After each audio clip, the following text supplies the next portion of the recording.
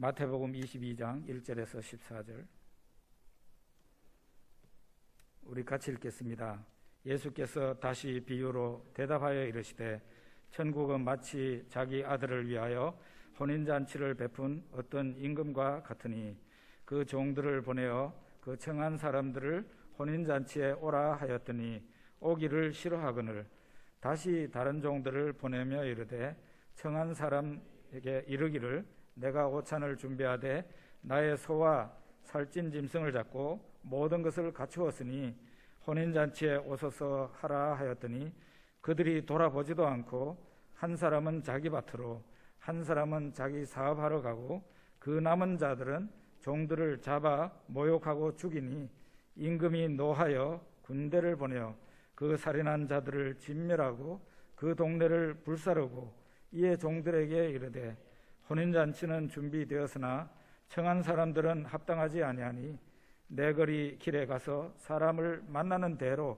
혼인잔치에 청하여 오라 한데 종들이 길에 나가 악한 자나 선한 자나 만나는 대로 모두 데려오니 혼인잔치에 손님들이 가득한지라 임금이 손님들을 보러 들어올세 거기서 예복을 입지 않은 한 사람을 보고 이르되 친구여 어찌하여 예복을 입지 않고 여기 들어왔느냐 하니 그가 아무 말도 못하거늘 임금이 사환들에게 말하되 그 손발을 묶어 바깥 어두운 데 던지라 거기서 슬피 울며 이를 갈게 되리라 하니라 청함을 받은 자는 많되 택함을 입은 자는 적으니라. 아멘.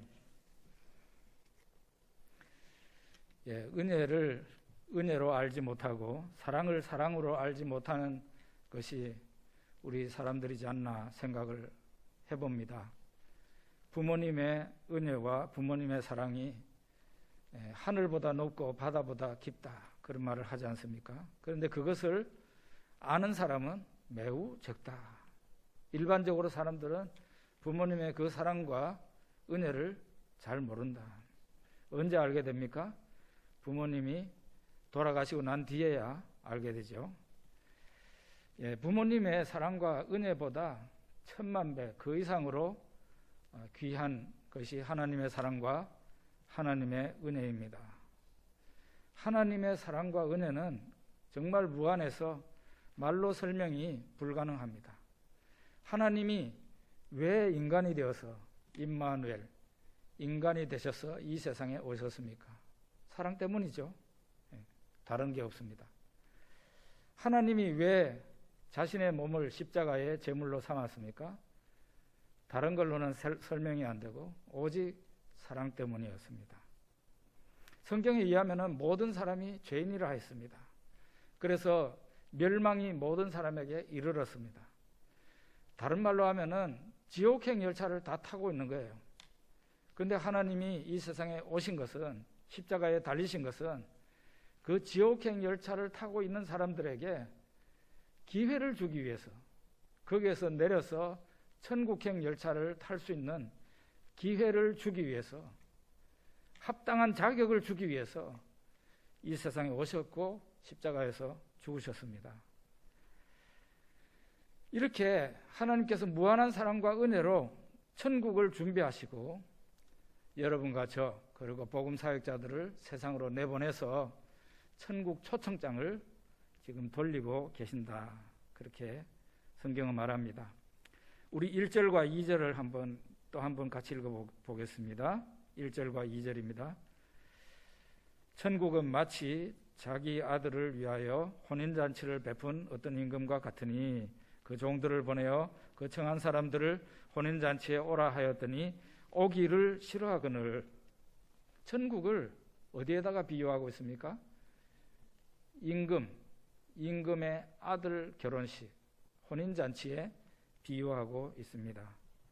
천국이 이처럼 혼인잔치에 비유가 되는 이유는 천국이 무한히 기쁘고 즐겁고 완벽하고 행복한 그런 곳이기 때문에 천국을 이렇게 혼인잔치에 비유하는 거예요. 성경에서는 천국을 값진 진주에다가 비유합니다. 극히 값진 진주인 거죠. 그리고 밭에 감추인 보화로도 비유를 합니다. 문제는 뭡니까? 이 놀라운 축복의 땅 천국을 사람들이 잘 모른다는 데 문제가 있습니다. 사람들이 잘 몰라요. 그 가치를 몰라요. 천국의 가치를 알면 어떻게 되겠어요? 전부 다 그 천국을 자기가 소유하려고 달려가겠죠. 그런데 일반적으로는 대부분 사람들은 천국을 소개해도 관심이 없어요. 짜증을 내요, 오히려. 알래스카, 지금은 알래스카가 미국 땅입니다만은 약 150년 전만 해도 그 땅은 본래 러시아 땅이었습니다. 1867년, 지금 얼마 안 됐습니다. 1867년도에 러시아에서 이 미국이 그 땅을 산 거예요. 얼마에 샀느냐? 720만 달러로 샀답니다. 720만 달러가 지금 우리 한국 돈으로 계산하면 80억 원이라고 합니다. 80억 원. 강남에 집 한 3채만 팔면은, 알래스카 땅을 사는 거죠. 완전히 이거는 헐값이라고 말을 할 수도 없을 만큼 싸게, 헐하게 그 땅을 산 것입니다. 그런데 150년 전입니다. 그 150년 전에 그때 형편으로는 그 720만 달러도 미국 국가 재정으로 좀 버거웠다고 그럽니다. 그럴 수밖에 없는 게 지금처럼 그렇게 막강한 나라도 아니고 미동부에 조금 힘이 쏠려 있었고, 그러니까 또 뭐 전쟁도 막 하고 이런 상황이었으니까 미국이 힘이 별로 없을 때죠. 720만 달러 다른 데다가 쓰고 싶었겠죠. 그런데 이 미국 정부도 반대하죠. 의회도 반대하죠. 일반 언론이나 여론에서도 막 비웃고 조롱하는데, 그 당시에 국무장관인 윌리엄 수워드 장관이 억지로 밀어붙여가지고 그 땅을 샀다고 합니다. 이 수워드 장관이 이거를 살려고 막 밀어붙이니까 여론, 일반 언론이라든지 관리라든지 뭐 의회에서 이 아프리카를, 이 알래스카를 뭐라고 조롱을 했는가 하면은 수워드의 얼음박스다 그러면서 조롱을 했다고 그럽니다. 그렇게 조롱받고 있는 땅이 알래스카였는데, 지금 수워드 장관이 사고 난 뒤에 150년 후에 이 알래스카는 지금 현재 어떻게 됐는가? 엄청나게 광활한 땅이죠. 광활한 땅입니다. 거기에다가 알래스카 땅이 품고 있는 지하자원이라는 게 어마어마합니다. 어마어마해요. 그냥 얼음으로 덮인 그런 땅인 줄 알았는데 그 밑에 있는 땅이 지하자원을 어마어마하게 품고 있는 거죠. 거기다가 전략적, 군사적 요충지가 되어서 러시아 바로 코앞에다가 미사일과 군사 무기를 미국에 갖다 놓을 수 있기 때문에 이 가치라는 게 상상을 초월할 정도로 귀하고 귀한 땅이 되었습니다. 좋은 것을 좋은 것으로 알아봐야 되는데 잘 못 알아보죠, 사람들이. 귀한 것을 귀한 것으로 알아봐야 되는데 그걸 잘 못 알아보는 게 사람입니다. 천국이 얼마나 귀하고 좋은 곳입니까? 천국은 그야말로 우리가 지금 살고 있는 세상에서 없어졌으면 좋겠다는 것이 다 없어지는 세상이에요. 그리고 우리의 상상 속에서 이것은 좀 있어야 되겠다고 하는 것은 다 천국에서 다 있습니다. 슬픔이 없어집니다. 모든 아픔과 병드는 것도 없어지고 죽음도 없어지고 사람의 죄가 없어지고 악한 자, 사탄이 없어지고 거기에서는 불평등이 없어지고 아무도 차별 대우받는다는 그런 생각이 없는 세상이고 모든 사람이 사랑이 넘치는 곳, 모든 사람이 겸손한 곳, 모든 사람이 온유한 곳, 성령의 9가지 열매가 저 천국에 있는 열매예요. 이것이 사랑과 행복이 영원한 것이 천국인데 그리고 이 천국이 지금 현재 벌써 선발대가 왔죠. 예수님이 초림하실 때 2000년 전에 벌써 천국이 이 세상에 도래했습니다. 운동하고 있습니다. 그리고 장차 새하늘과 새 땅이라는 분명한 장소가 있는 분명한 장소가 있는 그런 곳이 천국이란 말이에요. 근데 이 천국을 사람들이 압니까? 모릅니다. 천국의 귀함을 압니까? 귀한 것도 모릅니다. 그게 바로 문제인 거예요. 자, 이제 3절에서 6절 한번 같이 읽어봅시다.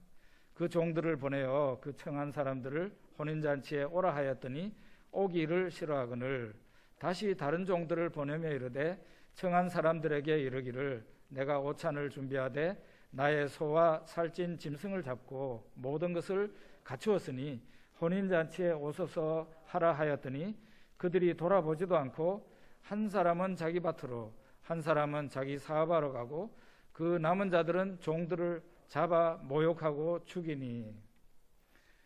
천국 초청장을 하나님께서 하나님의 종들을 시켜서 가지고 세상에 나가서 전해주라고 했는데 세상 사람들이 이 천국 초청장을 들고 있는 이 사람들을 어떻게 합니까? 외면합니다. 천국의 초청장을 외면해요. 일반적으로 그렇다는 거예요. 천국 잔치에 오라고 했더니 천국에 오기를 싫어한다는 거죠. 임금은 자기 아들 결혼한다고 모든 맛있는 것을 다 준비를 해놓고 이제 와서 즐기면 됩니다. 당신들이 할 건 없고 와서 먹기만 하면 됩니다 하고 초청장을 보냈는데 사람들이 그 좋은 잔치, 그 좋은 천국을 하나님이 준비하신 모든 와서 즐기면 되는 건데 오기를 싫어한다는 거죠. 오기를 싫어한다. 어떤 사람은 초청받았지만 자기 밭으로 가고 어떤 사람은 초청받았지만 자기 사업으로 가고 어떤 사람들은 초청장을 전해주는 종들을 모욕하고 죽이고 지금 그러잖아요. 지금 우리 대한민국에서도 그런데 사람들이 제일 재수없게 생각하는 뭔지 알겠어요? 아침에 출근하는데 어떤 놈이 와가지고 전도하는 거. 그걸 제일 재수없게 생각하잖아요, 지금.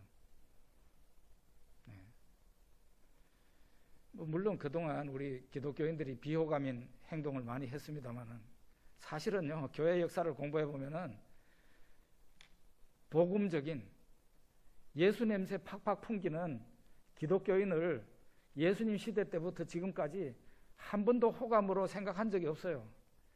항상 세상 사람들한테는 예수 냄새 진하게 풍기는 사람들은 밥맛 없는 존재예요. 완전 비호감이에요. 그런 비호감인 존재가 아침에 출근길에 나타나가지고 천국 초청장 내밀면 하루 종일 기분 나쁘죠. 며칠 동안 소화가 안 되죠. 한 번도 환영받은 일이 없어요. 자, 그러면 천국 잔치에 왜 사람들이 응하지 않을까? 왜 오려고 하지 않을까요? 첫째로는 천국이 잘 안 보인다는 거예요. 하나님이 잘 안 보이고 천국이 안 보이는 곳이에요. 지금 현재는 안 보여요. 항상 안 보인다는 게 아니고 지금 현재 안 보인다는 거죠. 장차 사람들이 안 보려고 해도 볼 수 있는 곳이에요. 우리나라도 남해안, 서해안, 동해안 이렇게 삼면이 바다로 되어 있는데 이제 바다가 점점 오염돼 가고 있습니다. 뉴스에 들으니까 제주도도 지금 바다가 백화 현상이 일어나가지고 그 완전 사막이더라고요. 이 바다의 오염은 오염시킨 사람들이 있어요. 누구가 오염을 제일 많이 시켰겠습니까? 바다에서 먹고 사는 사람들이 제일 오염을 많이 시킨 사람들이에요. 그 바다에서 물고기 잡아서 생계를 유지하는 사람들, 어부들. 그 사람들이 바다 오염시킨 대부분의 요인이에요. 그 다음에 어쩌다가 낚싯대 들고 가가지고 서울에서, 포항에서, 대구에서 낚시하러 가잖아요. 그럼 그 사람들이 개념이 있는 사람들이 좀 많아야 될 텐데 그렇지 못한 사람이 많아요. 그냥 온갖 오물을 현장에 다 쏟아놓고 와요. 언젠가 한번 TV에서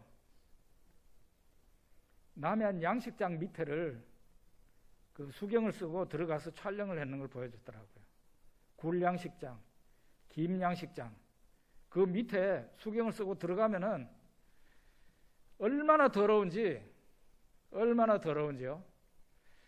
저거를 먹을 수 있겠나 할 정도로 그 정도로 더럽습니다. 그 누구가 더럽게 한 거예요? 거기에서 생계를 유지하고 있는 사람들. 그럼 왜 그 사람들이 바다가 그렇게 더럽게 하는데 1등 공신이 됐을까요? 바다는 항상 자정 능력이 있어서 바다에다가 아무리 더러운 것을 내버려도 바다는 항상 깨끗하다는 생각을 가졌기 때문에 그런 거예요. 지금 이제는 공기도 깨끗한 공기가 왔을 때 진짜 반갑잖아요. 근데 지금 이제는 이런 코로나가 아니라도 이제 마스크 쓰고 다니는 세상이 점점 오고 있습니다. 공기가 더러워졌기 때문에. 왜 그런가? 공기가 귀한 줄 모르는 거죠. 눈에 안 보인다는 거. 그리고 천국이 없어도 내가 지금 사는데 아무 지장이 없다. 그런 생각을 하는 거죠.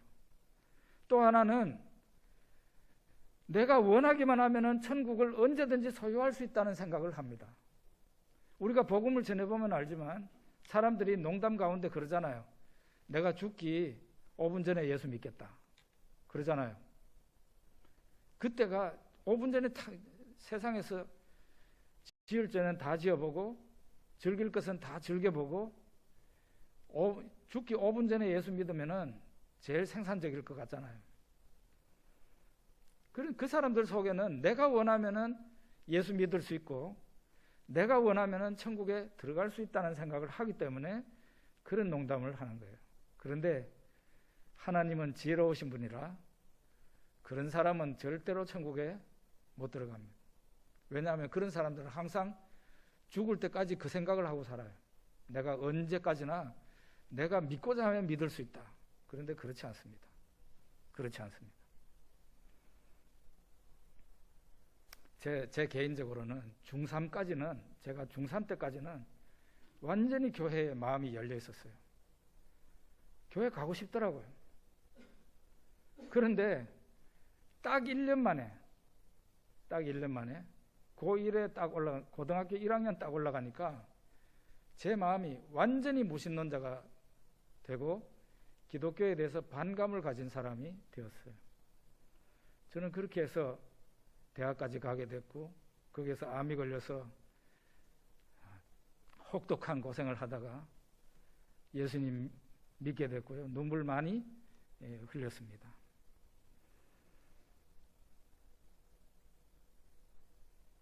사람들이 천국을 항상 뒷전으로 생각합니다. 제일 마지막에 고려사항이에요. 내 지금 현재 급한 건 아니다 이거죠.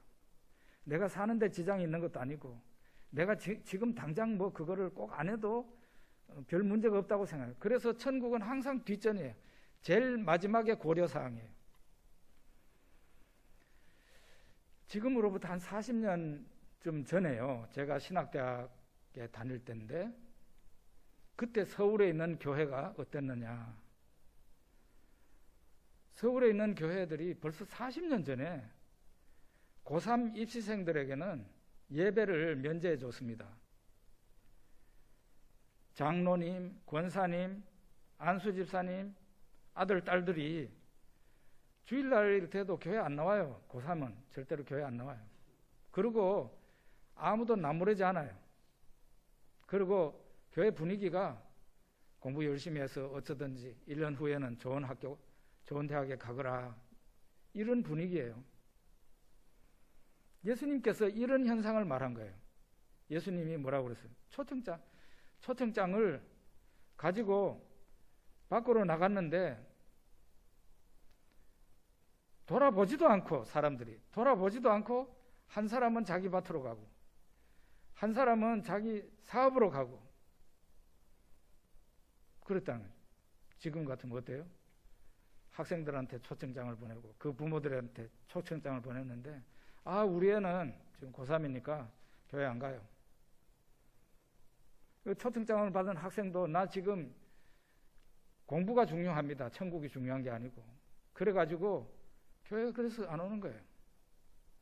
주일날 사업 때문에 교회를 못 나온다.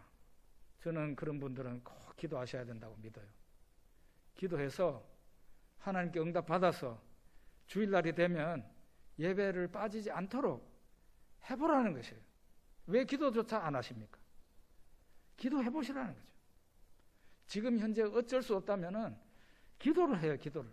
그렇게 해서 이 주일날이 되면은 교회에 나와서 하나님의 백성들이 모여서 하나님 앞에 영광을 돌리고 예배드리는 이 현장에 나도 꼭 끼일 수 있도록 기도해 보시라는 거죠. 천국에 왜 못 들어갑니까? 천국을 갈망하지 않아요. 그러니까 천국에 못 가는 겁니다. 무슨 다른 조건이 있는 게 아니에요. 누구든지 원하면 들어갈 수 있는데 원하지를 않아요.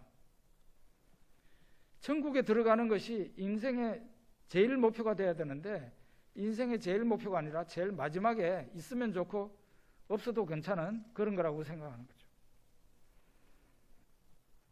자, 이제 8절과 10절 한번 같이 읽어봅시다. 이에 종들에게 이르되 혼인잔치는 준비되었으나 청한 사람들은 합당하지 아니하니 내 거리 길에 가서 사람을 만나는 대로 혼인잔치에 청하여 오라 한데, 종들이 길에 나가 악한 자나 선한 자나 만나는 대로 모두 데려오니 혼인잔치에 손님들이 가득한지라. 그렇습니다. 여기에 있는 것처럼 천국 잔치에는 악한 자나 선한 자나 누구나 초청받습니다. 선한 사람만 오라고 하지 않았어요. 악한 자나 선한 자나 누구나 초청을 받는 거예요. 악한 사람도 호응하면 천국 시민이 되는 거예요. 예? 너는 오지 마라 그런 게 없는 겁니다. 어떤 사람 얼마 전에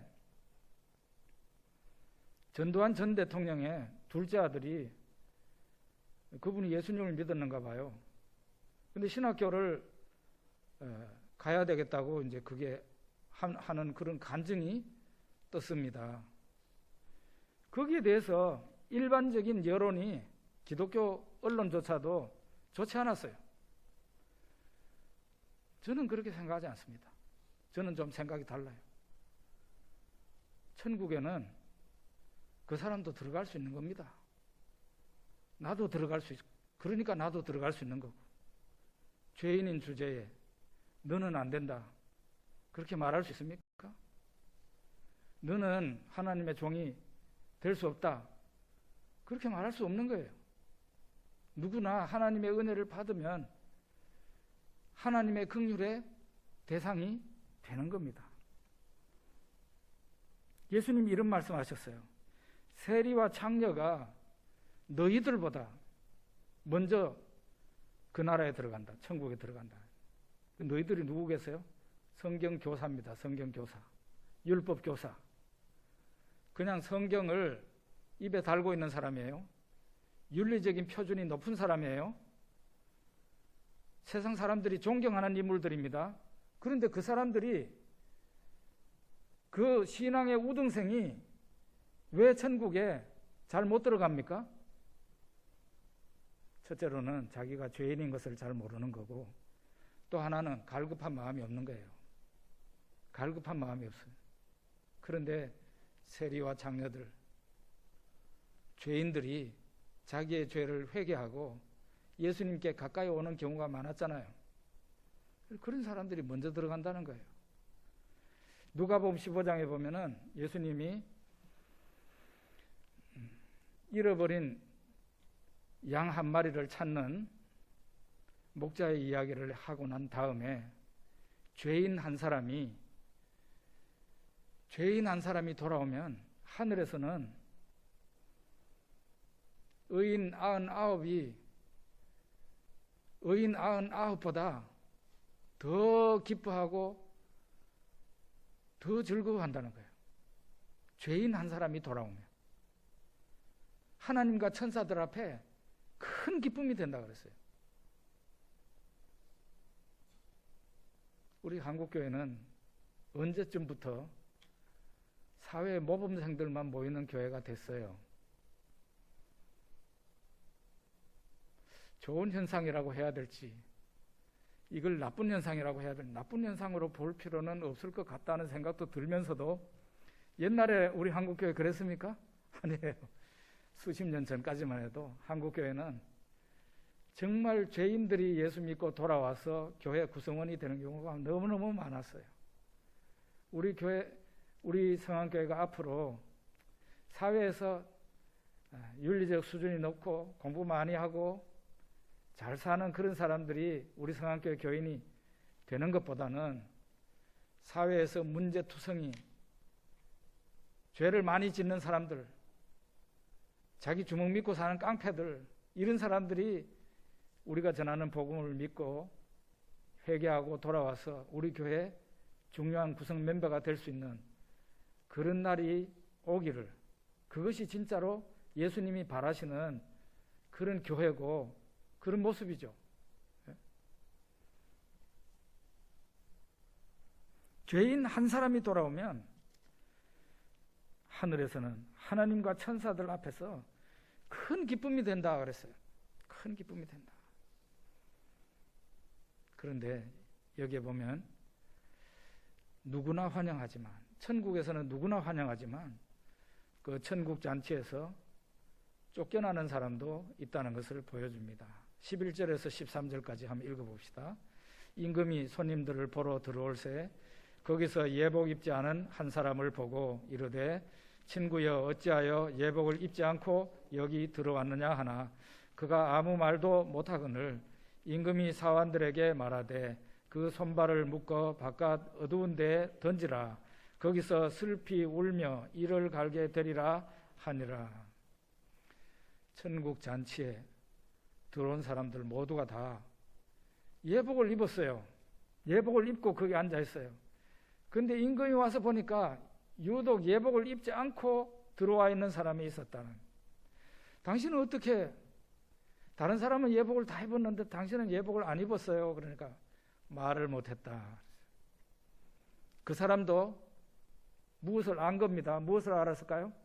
이 자는 예복을 입어야 되는데 그 생각을 한 거죠. 그러니까 말을 못한 거죠. 이 말씀은 무엇을 의미합니까? 천국은 누구나 초청을 받았고 누구나 들어갈 수 있습니다. 그렇지만 아무런 조건 없이 그냥 세상에 살던 그대로 오시오, 그건 아니라는 거죠. 그냥 생긴 그대로 오세요, 그게 아니라는 거예요. 뭔가 요구하는 게 있는데 그건 뭔가 하면 예복만은 입어야 된다. 그죠? 예복만은.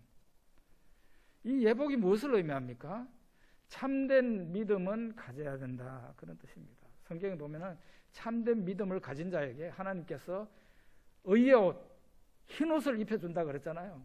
요한계시록에 흰 옷을 입은 무리들이 저 천국에 있잖아요. 누구가 흰 옷을 입습니까? 의의 옷을 누구가 입어요? 예수님을 받아들인 사람. 자기 죄를 알아야 되겠죠. 자기의 죄를 회개하고 예수님을 영접한 사람. 그 사람은 자기의 공로로 하늘나라 들어가는 게 아니라 예수 그리스도의 공로로 하나님이 입혀주시는 의의 옷을 입고 들어오는 거예요. 얼마 전에 그 병원에서 CT 촬영을 했는데요. 촬영하기 전에 옷 다 벗고 그 CT 찍을 때 옷을 또 병원에서 주는 옷을 갈아입으라 그러더라고요. 자기 옷을 다 벗어야 돼. 그리고 병원 옷을 갈아입어야 돼. 그러고 난 뒤에 CT 기계에 올라가야 되는 거죠. 그 예복은 자기가 준비를 안 해도 되는 거예요. 이미 하나님이 준비하신 거예요. 예수 그리스도의 십자가로 말미암아 준비가 됐어요. 누구든지 예수님을 영접하면 그 사람의 죄와 그 사람의 허물은 그 흰옷, 의의 옷 밑에 다 가려지는 거예요. 다 가려져요. 죄인이지만 죄가 없는 것으로 인정이 되는 거예요.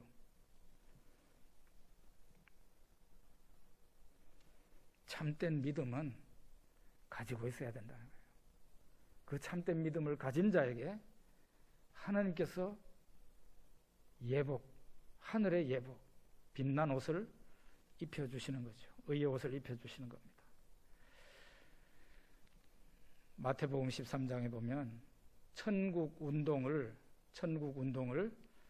그물의 비유로 말씀하십니다. 어부들이 바다에 그물을 들고 나가서 바다에 던집니다. 그물에 각종 고기가 많이 잡히면 어떻게 하느냐? 바닷가로 그 그물을 끌고 나와서 그 다음부터는 해변에서 고기를 분리하는 작업을 한다는 거죠. 좋은 고기는 바구니에 담아서 집으로 가지고 들어가고 나쁜 고기는 내버리는 거예요. 천국 운동의 결과, 우리가 복음을 열심히 전하고 천국 운동을 한 결과로 교회는 우리 성안교회뿐만 아니라 많은 교회들에서 사람들이 몰려듭니다. 주일날 예배를 드립니다. 우리 사람들이 볼 때에는 다 하늘나라 들어가기에 합당한 사람 같지만 그렇지 않을 수 있다는 거죠. 제외가 되는 사람이 있을 수 있다는 거죠. 예복을 입지 않은 사람은 교회까지는 올 수 있어도 천국에는 허용되지 않는다는 거예요. 사람의 눈으로는 저 사람이 예복을 입었는지 안 입었는지 잘 분간하기 힘들지만 하나님은 불꽃 같은 눈으로 다 보고 계시죠. 참 믿음이 있는 사람과 없는 사람을 사람은 구분을 못해요. 그렇지만 하나님은 다 구분을 하시죠. 청함을 받은 자는 많되 택함을 입은 자는 적다. 예수님께서 이 말씀을 하십니다. 천국에서 제외된 사람이 어떤 사람일까요? 결론적으로 천국에서 제외된 사람은 첫째로 천국 가기 싫은 사람, 그 사람은 천국에서 제외된 것. 두 번째로는 천국보다 세상 일이 더 중요한 사람, 그 사람은 항상 천국이 뒷전이니까 천국에서 제외된 사람. 세 번째로는 예복을 입지 않은 사람, 진실한 신자가 되지 않은 사람이에요. 교회를 다니긴 다녔는데 예수님을 영접하지 않은 사람이에요. 그런 사람도 있습니까? 하지만 제법 있습니다. 우리나라 옛날 통계지만 한 10년 전의 통계입니다. 우리 한국교회 신자 가운데 30%가 자기가 대답을 했어요. 갤럽조사연구소에서 질문을 했더니 당신은 개신교인입니다. 입니까? 물으니까 예, 그랬어요. 교회를 다니고 있습니까? 예.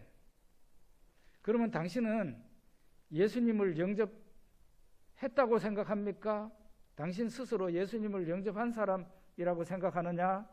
물었더니 무려 30% 가까운 사람들이 나는 아직 예수님을 영접하지 못했습니다. 이렇게 말했습니다. 그렇다고 해서 우리가 하나님이 그 사람 버렸다고 말을 하기는 힘들어요. 왜냐하면은 생명수가 솟아나오는 그 샘 가까이에서 마시지는 않고 빙빙 돌기만 하던 사람이 어느 날 마실 수 있습니다. 그렇지만은 거듭나지 못한 사람이 교회를 다닐 때 얼마나 힘들겠어요. 특별히 제 같은 설교를 하면은 굉장히 힘들어할 거라는 걸 저는 압니다.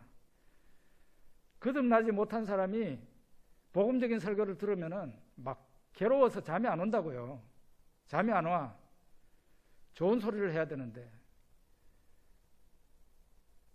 예수 영접하지 않으면은 지옥 갑니다 하는 설교를 하는데 거듭나지 않은 사람이 기분 나쁘지 않을 사람 어디 있어요? 제일 중요한 것은 천국 문제를 먼저 인생의 우선적인 문제예요. 이게 가장 중요한 문제예요. 이것을 해결을 해놓고 세상을 살아가야 돼요. 전에 천안의 어떤 목욕탕에서 도난 사건이 일어났습니다. 어떤 사람이 그 탈의실에서 다른 손님, 목욕하러 온 다른 손님 다이아 반지 4개 훔치고 현금을 훔쳤어요. 이 훔친 사람이 다이아 반지 4개를 다이아 반지인 줄 모르고 큐빅 반지인 줄 알고 가까운 데 있는 금은방에 가서 팔았어요. 그거를 사는 금은방 주인도 이게 큐빅 반지로 알았지 다이아 반지로 모르는 겁니다. 그래서 싸게 샀어요, 그냥. 그런데 이 금은방 주인이 세공을 하려고 이 건드려 보니까 이게 가짜 반지가 아닌 거예요. 진짜 반지였어요.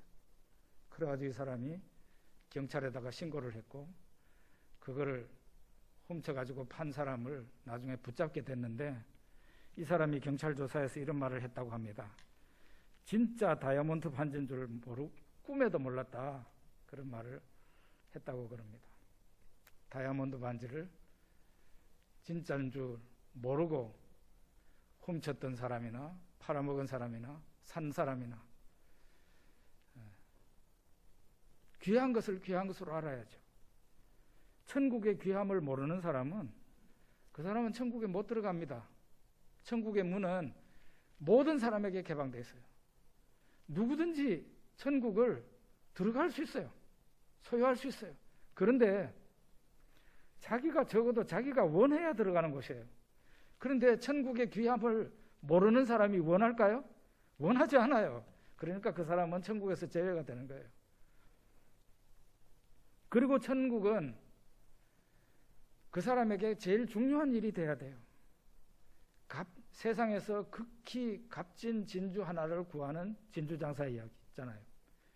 그 극히 값진 진주 하나를 만났다 그랬어요. 그러니까 자기의 모든 재산 가지고 있는 걸 다 팔아가지고 그 진주를 손에 넣었다는 얘기 아닙니까? 그게 바로 천국 비유거든요. 천국은 결국 올인하는 사람에게 내가 저것을 손에 반드시 넣어야 되겠다. 인생의 최고로 중요한 일로 여기는 사람에게 천국이 주어진다는 거예요. 항상 천국을 뒷전에다가 두는 사람은 천국에 절대 못 들어갑니다. 여러분과 저는 다른 것은 몰라도 하나님의 천국 잔치에는 반드시 들어갈 수 있는 사람이 되어야 됩니다. 그러기 위해서 누가 뭐라고 하더라도 나는 다른 것을 좀 잃어버리더라도 천국만은 소유하기를 원합니다. 그런 자세를 가지고 있어야 되고, 그래서 천국에 들어가기 위해서 어떻게 해야 돼요? 아브라함처럼 나는 이 땅에서 나그네입니다. 내 본향은 저 천국입니다. 그렇게 말을 할 수 있어야 됩니다. 우리 기도하겠습니다.